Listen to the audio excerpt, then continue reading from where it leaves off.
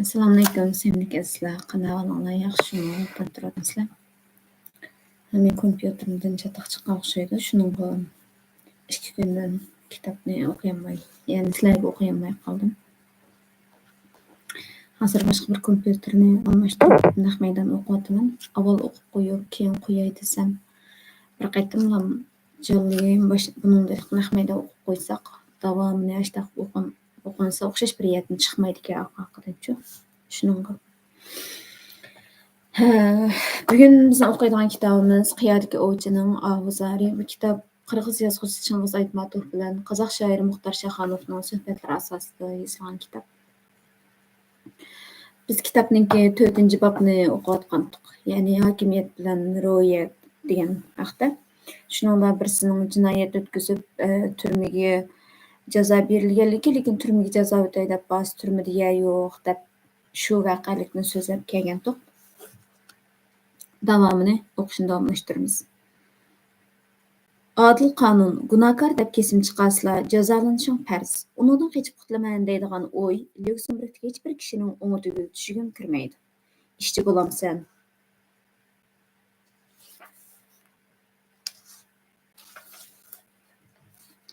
Savdogar bo'lamsan yoki avliyo bo'lamsan. Baribir asos qonun oldida bosh egishing shart. Qonun ijrochilari jinoyatchilar bilan til berktirib, parg'a chetilib qoladi ekan. Demokratiya yerlarga kelib qoldi degan so'z. Konzi mundaq degan-ku, hukmdor odil ham pok bo'lsa, gunohkorni jazolash o'ng'ay bo'ladi.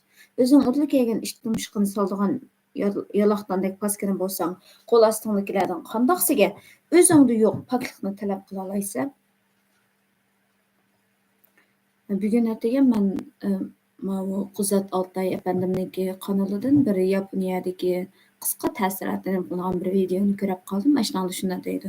Yaponiyada bir taksiga chiqib bir yerga ketib o'tib, sal mugilab qolibdim. Meni shofir o'g'atdi. Sababi shukin. Asli biz tanlagan liniyada bir ish bo'lib qolibdi. Liniya o'zgartishim shart ekan. Bu liniya o'zgarsam, shu 5000 yen, ya'ni bir necha dollar ortiq chiqadi ekan. deb shuni mendan so'rash uchun nima qilibdi. Ya'ni u qadar durust deb shu durust va axloqli kishilar hokimiyat beshiga durust va axloqli kishilarni saylab chiqardi. Ya'ni bugungi kunda demokratik saylan bo'ladigan davlatlarda aqli bor, vijdonni uyg'oq va durust bo'lgan kishilar hokimiyat beshiga shunday kishilarni chiqardi debdi. Xuddi deyilayotgan narsa shuchu. Bir davlatning zo'ngton bo'lishi ulug' shon-sharaf. Yer shardagi 6 milliardga yaqin xalq ichida korol, podshoh, xon, zo'ngton atalganlar oz emas. Ularning ichida qanchasi o'rnidan ayrilgandan keyin o'zi so'rgan xalqning cheksiz muhabbatiga muyassar bo'lib, tarixda nomi olqish bilan ataldi ekan. Hukmdorlarning ko'pinchisi jon tomirida cheksiz izzat, hurmat va mansab kuchidan ziyoda foydalanish, mol dunyo parastlik, siyosiy savodsizlik va jinoiy omillarning ta'siriga uchrashdek baloqa qazo yildiz tortib, bu xavfli illat ularning hokimiyat taxtidan g'ulutish bilan birga tarixning la'natli siymolarga aylantirib qo'ygan. Shaxonov. Mustaqillikqa erishgan Qozog'iston va O'rta Osiyo davlatlari o'zlarining tunji prezidentlarini saylab, o'z oldiga mustaqil bayrog'ini tikladi. Shu qarindosh davlatlarning rahbari Nursulton Nazarboyev, Islom Karimov, Asqar Aqayev, Safar Muratniyazov va Imom Eli Rahmonovlar sizni dunyo adabiyot peshvolarining biri deb bilib alayda hurmatlaydiganlik aniq. Nursulton Nazarboyev sizga Qozog'istonning xalq yozuvchisi degan nomni berdi. Islom Karimov bo'lsa O'zbekistondagi eng yuqori shon-sharaflarning biri bo'lgan do'stlik ordenini ko'kragingizga qadadi. Buni sizning butun dunyo kitobxonlarini o'ziga qaratgan asarlaringizga, azimatli xarakteringiz va aql farosatingizga inalaringizning qilgan iltifoti demay bo'lmaydi. Endi suhbatimizning temasini mustaqillikqa erishgan bu yangi davlatlarning tunji prezidentlariga yetkazsak deyman. Aytmatov. To'g'ri. Ularga bahoni asosan tarix o'zi yozadi. Hokimiyatning ul asosida turgan kishiga nisbatan maqtash so'zlarining chek-chekitini tepishmi ta'sir to'xtaydi. Rahbar shu quruq maqtash va hurmatlashlarga tanqidiy ko'z qarashda bo'lsa, hatto ba'zi bir haddidan ziyoda oshirib o'tganlarni qattiq cheklab tursa, baxt echildiganligi aniq. Biroq yana yaxshilikni oldida ayt, ko'ngil ko'tarilsin degandek, ularning o'zimiz bayqagan ba'zi bir ortiqchiliklarini aytib o'tganning yomoni yo'q deb o'ylayman. Mishada men anglagan shuna bir voqelikni deb bagim kelyotdi. 2015 yillarda bir Abla Zorxun akamiz o'zi burun Bejing eng burun Xinjiang tezkirchilik ishxonasida ishlagan nurg'un tarixiy materiallarni to'plash xizmatida qatnashgan. Undan keyin Bejing millatlar nashriyotida ishlayotgan. Keyin shu 2016 yildan keyingi tutqunda hozir yo'q. Abla Zorxun shuna bir paranglar oraliqida chiqib biz Qashqadagi Mahmud Sijangniki Mahmud Mo'ytining gapi chiqdi. Shu vaqtida mana bir gapni deb bergan. Buni yozim bo'lib yozilgan nimalar bor. Mahmud Sijangniki ikki narsani deb beraymi. Birisi Ahmad Ziyoyev o'chaqlarda yangi she'rlarni shunday yaxshi yozadi. Hamda bu Mahmud Sijangniki adolatparvarligi, botirligi, aqlliligi va qattiqligi nima deymiz? Nihoyatda surba odam ekan. Shuning bilan qattiq maqtab she'r yozib, shu kichik vaqt 20 yoshga kirmagan chaqlar ekanda bu. Mahmud Sijang nima deyilib yozgan bu she'rni sovg'at qildi ekan. Shuning bilan ichkir ishxonasiga kirib ketgandan keyin Ahmad Ziyoyev ko'ngilda o'ylaydi ekanda, ajoyib go'zal maqtab yozildim. Hamda meni qandaq bir yaxshi ko'rib ketsa meni deb o'ylaydim. U yerda ortiq boshqa bir ma'bijim beramki deydigan narsa yo'q. O'zining haqiqatan chin ko'nglidan urg'agan nimasi, lekin o'rinda qattiq urildi deydi ustal. Shuning bilan kirib deb sen dahi kichikina turib bundaq xushomadchilikni, bundaq eski qo'yni nadan o'rganding? Yozgan she'rni eshitib bir kimni mushtaq yuzdan yuziga mushundaq oshirib mushtaq suhbatlar bilan suhbatlashgan to'g'rimi deb shu chog'da qattiq qo'lim titrab deganning o'shamdan ketgan tas qolgan deb eslamizda Ahmad Ziyoyev apandim işte yozib ekan. Shundan e'tiboran men hayotimda nihoyatda muhim bir darsni olgandim deb. Bu vaqt yozmalarni o'qiganlar bo'lishi mumkin. Agar ba'zi tafsilotlarni xato deb qo'ygan bo'lsam, tuzatsanlar bo'ldi. Undan keyin yana shu Mahmud Mo'yti apandi haqida menda bir ta'sirlik hikoya bor. Shuni 2015-yili shu o'tgan vaqtimizda deb bergan. Mahmud Mo'yti apandim Qashqarda shahar boshlig'i bo'lib shu vaqtida turayotgan chog'larda hamda bu kishilarniki atiyaz pasani seriqtal vaqt deymiz-ku. Xalqniki oziqligi qishincha yeb tugab atiyazlar nihoyatda bir acharchilik, shu yetishmaslik shunday bo'lib ketadi ekanda. Shuning bilan dash qaza ostida deydi-ku, yo'g'on qozonda tomoq etib, hamda işte uyda tomoq pishirolmaganligiga taqdi ekan. Mahmud Sijang deb atalgan ekan işte atavri. Mahmud Sijang bularga deydi ekanda, qozonni bu bizningki shaharlik hukumatninki bu ichiga bir yerga isib qo'ymanglar. Bir yerga osmanglar. Kishilar mendan tap tortib kelamasligi mumkin bu yoq tarafga. Ya bo'lmasa bu odamlarninki izzat g'ururi dapsandichilikka uchraydi bu yerda.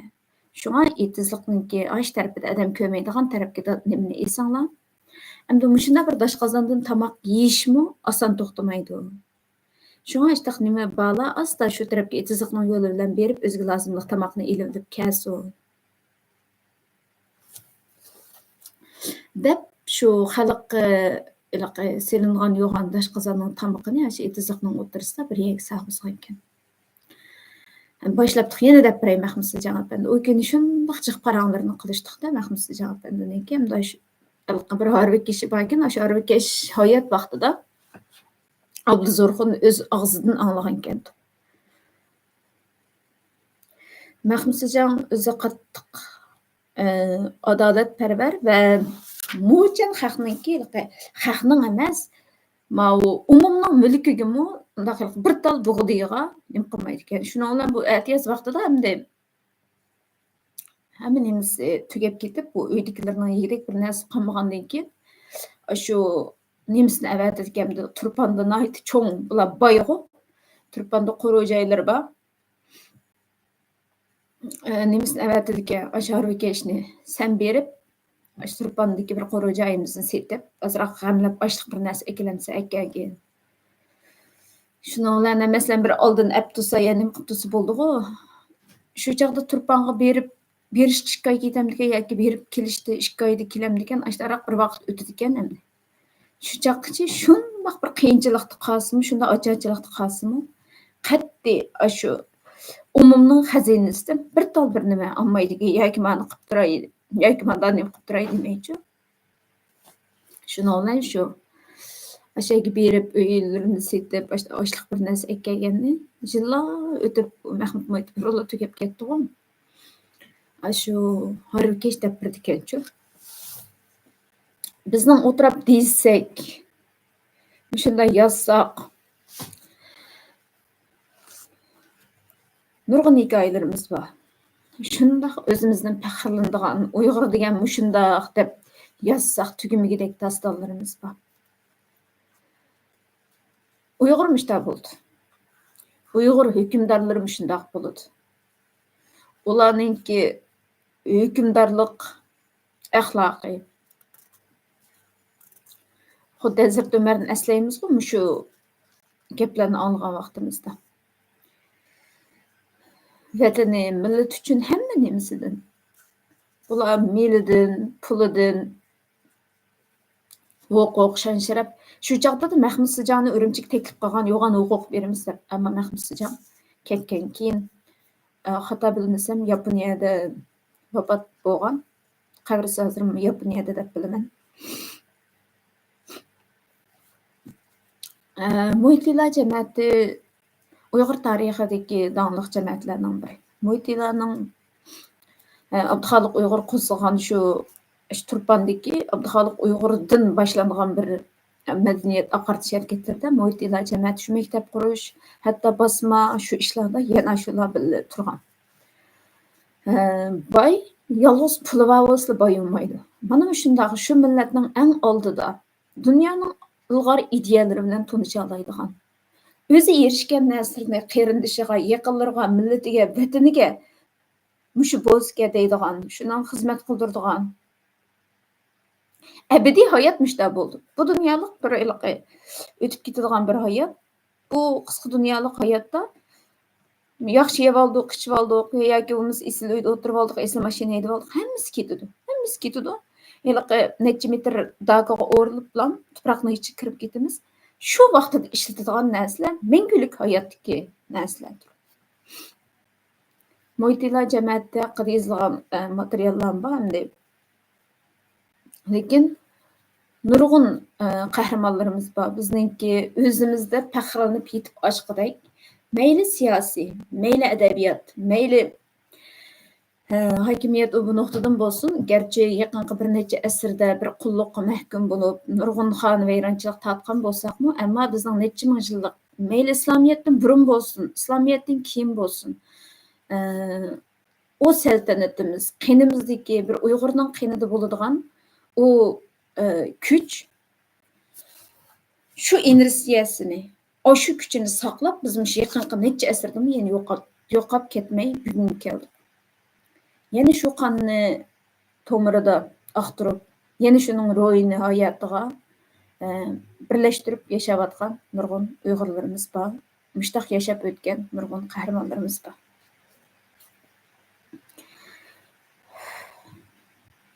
Nursulton Nazarboyev to'g'risida so'z boshlashdan avval o'z ko'zim bilan ko'rgan bir voqeani so'zlab beray. O'z vaqtida Atro oblastining Beliqchi noyisida partiya komitetining bosh sekretari bo'lib o'rinbosar Erkinov degan jasur, san'atxumar bir yigit ishlagan edi. U tunilgan sozanda. Asad yesa o ikkimizni chaqirib noyisni ko'rsatdi. Birlikda Kaspiy dengiziga sayohatga bordik. Bizmi qazda bo'lib qolganimiz yo'q. Asad bilan birlashib soyildan yongan turnalar degan naqshini, men so'zini u ahangini ishladik. Noyining madaniyat sarayida o'tkazilgan yig'ilishda bu yangi naqsh o'rindaldi. Ko'pchilik uzoq chavak chelib turib yana naqsh aytqizdi. Sahnadagi hayajon to'lgan naqshchilarga o'rinbosarning o'zimi qo'shilib ketdi. 70-yildagi partiya a'zolarining xizmat odatini yaxshi bilasiz. Sahnaga chiqib naqsh aytish ularning qaytib qolgan intizomi qat'iy, hatto quloqqa mushurgandek tuyulgan vaqt edi. O'rinbosarning yilqi qiliqi cho'ng rahbarlarning birining qo'lqiga yetib arvoyi uchadi. Bu ushuqliqning nemisini aytsiz, xizmatidan ayrilishga tas qoladi-da, ming taslikda o'rnida qolib qoladi. Nursulton Abisho'g'li shu kon sistemaning ta'lim tarbiyasini ilib o'sgan siyosiy bo'lsimi, san'atda yayrab ketadigan ochiq yo'riq odat. Bir jumhuriyatning prezidentiman deb g'adiyolmay, cho'ng to'y va yig'ilishlarda do'mbirani sayritib chilib, yaxshi ko'rgan naqshlarini aytadi. Men keliningiz Sara Alpis qizi bilan birlikdə onun xalq naxışlarını voyaga yetkizib aytqanligini nurg'un qitim ko'rgan edim. 1993 yilning oxirida Qirg'izistonning xalqaroliq ro'yat tashkilotchilari Qozog'iston prezidentiga yillik katta arbob atqini berdi. Mukofot taqdish murosimiga Nursulton Nazarboyev o'zi bilan birga Jumhuriyatning ko'zi ko'ringan adabiyot san'at tuhfkorlari Abish Kekliboyev, Alibek Dinishev, Oltinbek Qo'zarboyev, Do'stxon Jo'lqonsinov larni elib keldi. Shu saltanatli yig'ilishdan keyin u tanilgan muzikant va naqshchi Oltinbek Qo'razboyevning xalq orasiga keng tarqalishiga boshlab olgan Shashbovlim degan naqshini Abdurov bilan birlikda o'rindadi. U sazand uchun o'z naqshisini o'z davlatining prezidenti bilan birga o'rindashdan ortiq yana qanday sharaf yo'qdir balkim. Shu yig'ilishda Alibek Dinishev bilan Do'stxon Jo'ljaqsinovni o'zi talab qilib navbat bilan ko'p qitim naqsh aytqizdi. Hatto san'atning bir peshini tutgan menmu naqshlarning yangi tizimiga kirgan ba'zi bir asarlarni bilmaydi ekanman. Nazarboyev bilan navbat kelib anda-munda mundishib qolganda uning xalqimizning qadimgi va keyingi tarixini mukammal biladigan kishi ekanligini bilib, haqiqatan qoyil bo'lmay tura olmadim. Bir qitim suhbatimiz ijodiyatga yetkazganda u Sen qo'yishig'ara salarinning oxirgi nuqta Oltin Yildiz degan tarixiy romanlarini o'qiganmiding deb so'rab qoldi. Kutubxonamda tursimi o'qishga vaqt chiqara olmay yurganimdan xijolatchilikda qoldim. Nazarboyevning o'zi dirijorlik qilgan mundaq bir kulkilik voqea hozirgacha esimdan chiqmaydi. Dekabr voqeasining ko'tarilishiga asos sabab bo'lgan Qozog'iston Kompartiyasi Markaziy komitetining bosh sekretari Kolbinning tukurki yerga muz bo'lib tushayotgan vaqt. Orol ofati to'g'risida har xil fikr ixtiloflari ko'rilib, aldirash yurgan vaqtda dengiz qayg'ulari haqida yig'in etishni iltimos qilib Kolbinning ruxsatini oldik. Yig'in Qizil O'rda shahrida o'tkaziladigan bo'lib belgilandi. Nursulton Nazarboyev u chaqda Cumhuriyetlik Ministrlar Kengashining raisi edi. Har qaysi soha ministrlari va mahkama rahbarlarining hammasi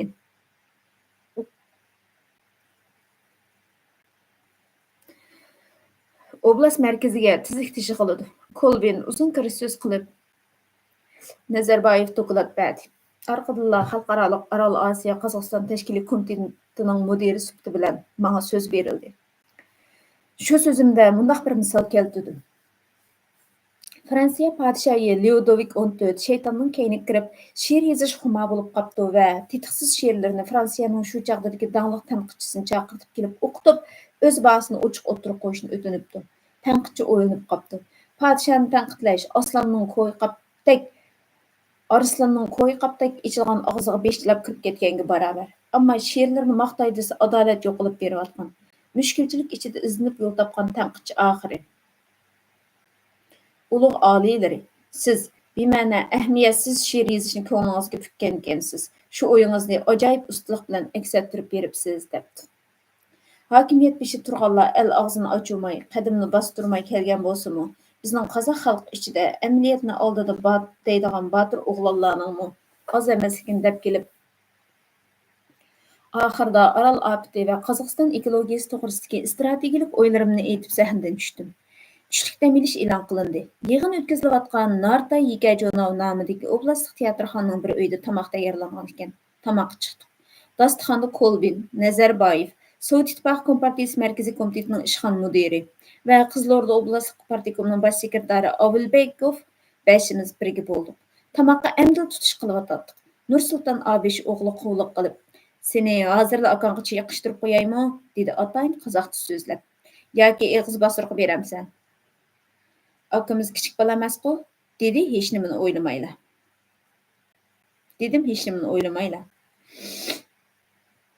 "Endi qarab tur" dedi u. Ondan keyin "Muxtor" dedi atayin menga qarab rostladi. "Sening so'zingni ko'pchilik nihoyat yaxshi qarshi oldi. Bir qancha qatim chavakchilik hurmat bildirdi. Biroq sening podshoh to'g'riliq aytganingni qanday tushunish kerak? Uning Orol bilan qanday munosabati bor? Sen bu misol orqali Gennadiy Vaslevichni demayotgandirsan?" Shuning bilan Kolbinning chiroyi tatirib ketib, "Rostla sen podshoh orqali meni dedingmi?" "Qandoq? Boya ancha diqqat qilmabdiman" deb qattiq chechilib ochiqlandi.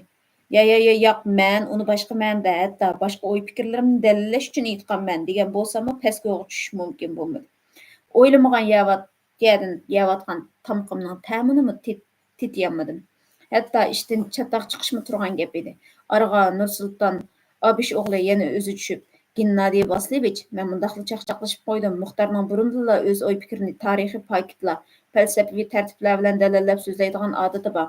Podshohning siz bilan qilchilikmi bog'lanishi yo'q. Ko'pchilik mundaq o'ylamaydi deb oran deganda aybash keltirdi. Umuman olganda logikasining o'tkirligidanmi yoki odam psixikasini mukammal bilganligidanmi ish qilib, qandoqli bo'lmasin o'z vaqtida Nazarboyev Kolbinni o'z nishoniga yetaklab mang'alaydi. Mundaq dаңа deb Kolbin burun holatiga qaytgandek bo'ldi. Aytmatov. Kolbin hokimiyat beshiga chiqib, qozoq xalq tarixida o'chmas qonliq izlarni qoldirib ketdi. Bir qatam Qozog'istonga borganimda atayin chaqirtib qabul qilganligi esimda. Dastlabda ta'sirat ko'pincha rost bo'lmaydi. Menga ish bilar odam bo'lib ko'ringan edi. Balkim ashundaq ko'ringisi kelgan bo'lsa kerak. Shaxonov. Kolbin Cumhuriyet rahbari bo'lib saylangandan keyin adabiyot san'at tövbekorlaridan yo'lanchi topqisi kelib, ularga shirin so'z, iliq chiroy bilan muomala qilganligi rost. Biroq qilganlarining chin yurakdan chiqqan ixlos emasligi bilinib qoldi. Maqsadli qilingan qulluq shumliqning qachonla bo'lmasin bilinmay qolishi mumkinmi? Boshda bir yildan keyin qozoqcha doklad beradigan bo'laman deb ko'pchilikni hayronas qoldirgan bo'lsa-mu, oxiri tinchtirdingizmi degandan boshqani deyolmay Qozog'istondan xo'shlashdi. Aytmatov. Xalqning milliy an'ana, urf-odat va ro'yitini to'liq egallay yuzakila halqib o'tib ketganlarning el boshqarish baxti qachon ichilgan edi? Shaxonov. Bir qatimliq suhbatda Nursulton Nazarboyevdan mundaq bir ibratli rivoyatni anglagan edim. Burun saltanatda davron suygan bir xon nökarlarini birga agashtirib o'g'i chiqibdi. O'rmon aralab qirlar ishib kelyotsa, bo'ta ko'zlik, saqir-simis chaynakdek yalt-yultib parqiraydigan chiroyli bir kiyik oldidan qechib ketibdi. Xon o'q yosini o'q uzib kiyikning keyni putini yaralandiribdi. Bir tarafida tikqiya, yana bir tarafida xon nökarlar cho'qan silib qismoq qolibdi. Qo'rqib ketgan bechora kiyik oldi tarafda ko'ringan oq o'yning ichiq ishkiga o'zini urg'unicha kirib ketibdi. Uy egalari dasturxon silib tushlik tomoq yeb o'tirgan ekan. Ishikdan kirgan kiyik dasturxon ustidan sakrab o'tibla to'rt tarafdagi oq o'yning kargisiga tumshug'ini terib basirab turib qolibdi.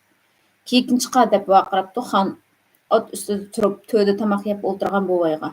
Bu tog'ayvonni yarim kunlik yerdan qo'g'lab kelib, sening o'yingda qo'lga tushirdim. Bu mening o'ljam ekanligini hech kishining da'vosi yo'q-da. Shu chaqda buvay. So'zing o'rinliq xonaliylari. Kiyik sening o'ljang ekanligi rost. Bu sho'rpeshani jonivor qo'rqib ketib uyimning to'riga chiqib ketdi. O'ttirib silingan dasturxon tug'inni o'zing ko'rib turibsan.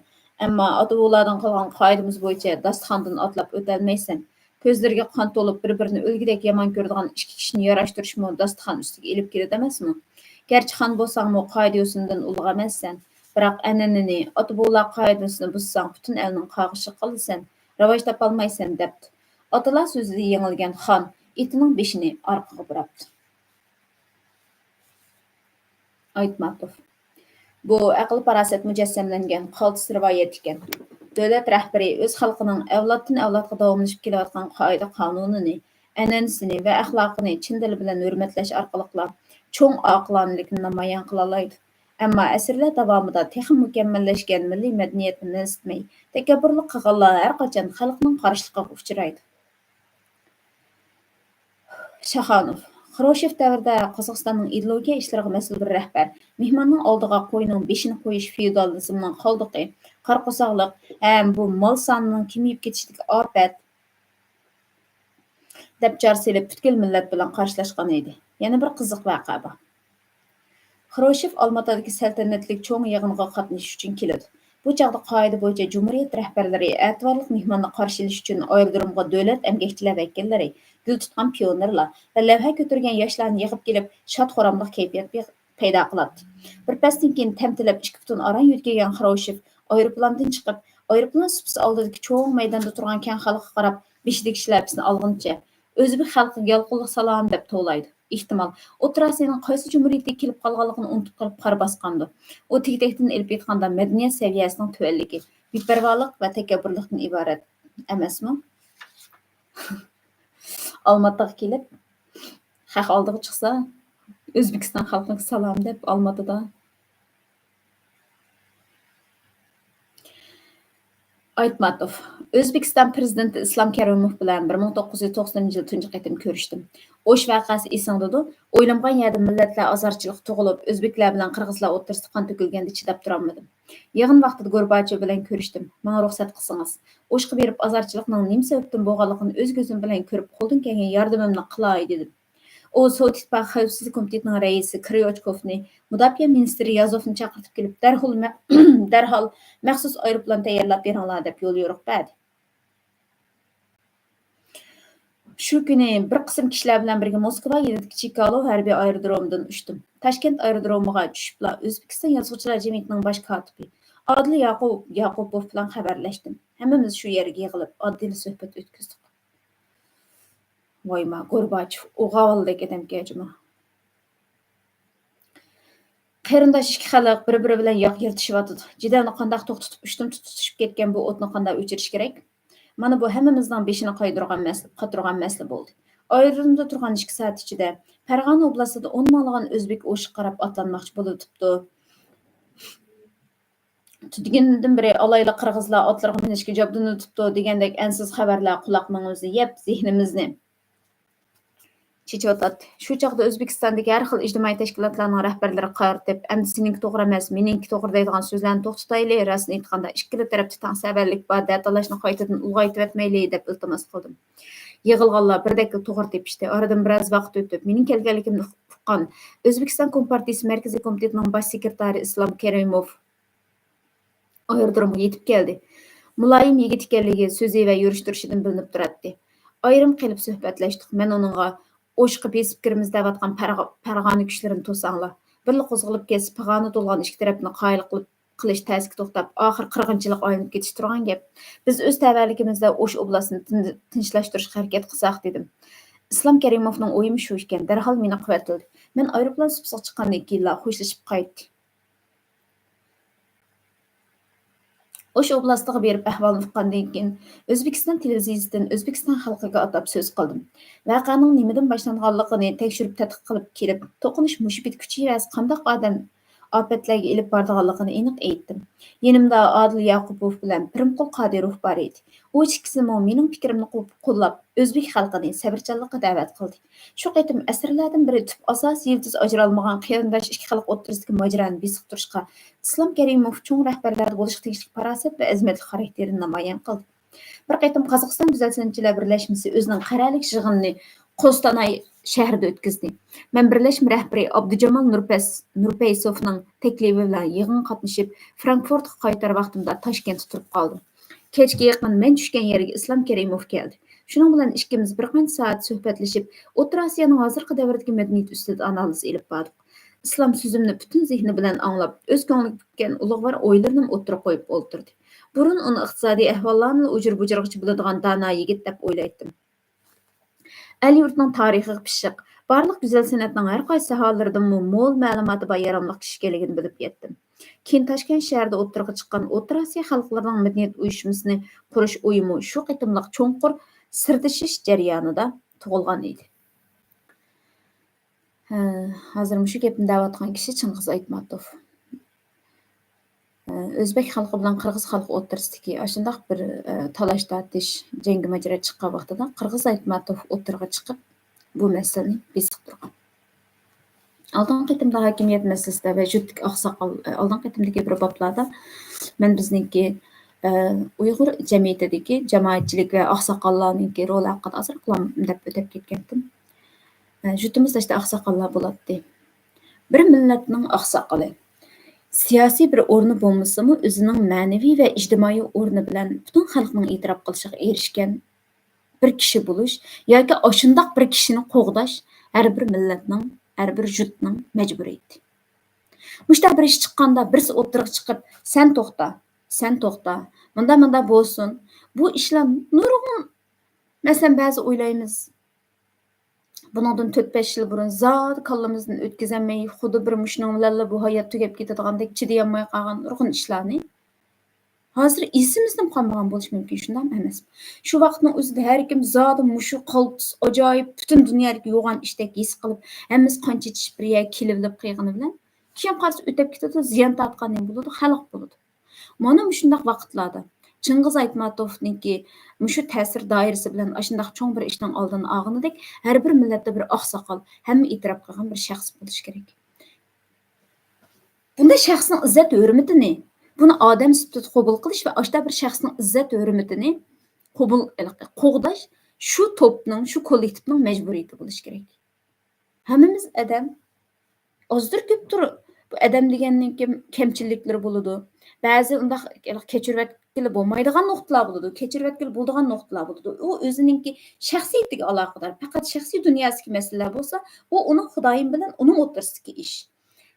Ularga biz aralashmaymiz. Ammo uning qilayotgan ishi va boshqalar munosabatli ishlari bo'lsa, buningga daraja bo'yicha muomala qilib, mana shundoq bir kishini mayli yoshda cho'ngroq bo'lsin, hamma kishi e'tirof qiladigan, hammadan qoyil bo'ladigan. Mushu shaklda bunday bir obrazni qo'llash kerak. Bu o'xshamagan davlat va hokimiyatlarda bo'ladi.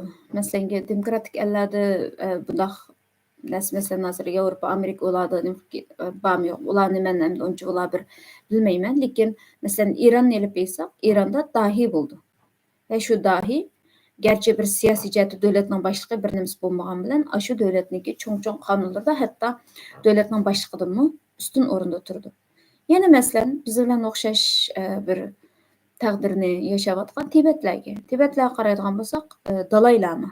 Bu butun Tibetlar o'rtaq e'tirof qilgan va kuchi intayin cho'ng bo'lgan bir kishi, bir o'rin. Bizdami